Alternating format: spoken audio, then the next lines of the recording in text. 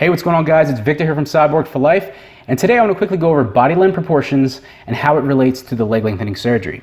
Now, a common concern that I hear always come up is how the procedure might affect the ideal symmetry that everybody wants to keep. Well, recent research actually shows that having longer legs might actually be more favorable. So we're going to go over the reasons behind why people care about ideal proportions in the first place. We're going to talk about how to determine your body length ratios, how these ratios might shift after the leg lengthening surgery, and should you even care? All right, so what's the whole deal behind wanting to have perfect proportions? Well, this goes way back to Leonardo da Vinci's Vitruvian Man, which was basically an artistic concept that he came up with to highlight the ideal proportions of the human body. And in a nutshell, it just goes to show that the more proportional you are, the more appealing it is to the human eye. More of a head turner, if you will. And studies actually show a positive correlation between being proportional and being more attractive. And if you're more attractive, you're going to have more of a halo effect. What's a halo effect? A halo effect is basically how people view you in a positive manner, okay?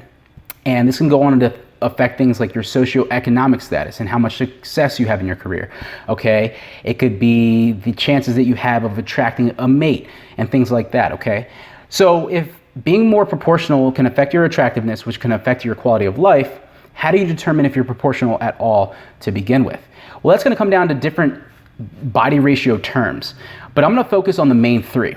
The first is leg to body ratio, okay? And this is basically going to be your full leg length, which is your femur length plus your tibia length divided by your body height, which is how tall you are. The average leg to body ratio is about 0.5, give or take.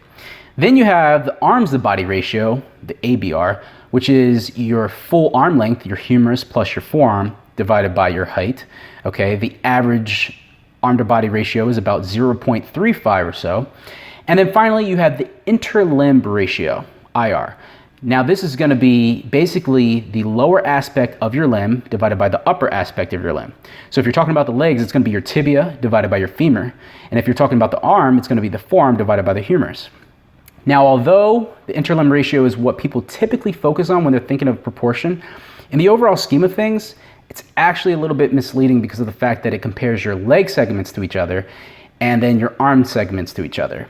No one can really fairly judge your true body proportions by looking only at your legs or looking only at your arms, okay? And the research actually goes on to show that the arm to body ratio and the interlimb ratio weren't nearly as significant as the leg to body ratio was in terms of attractive proportions. And this is great news when you consider the next question at hand, which is how does leg lengthening play into all of this, all right?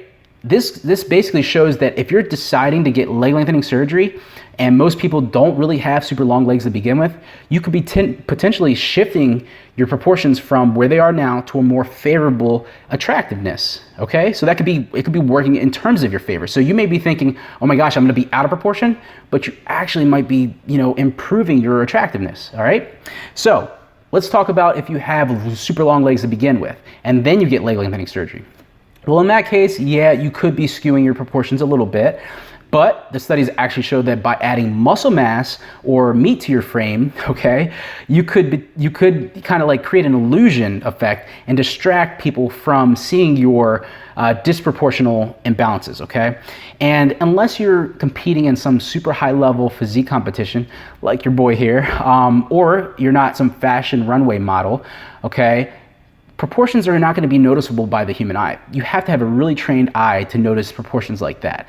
And if you don't, just go ahead and add some size to your frame and you should be okay.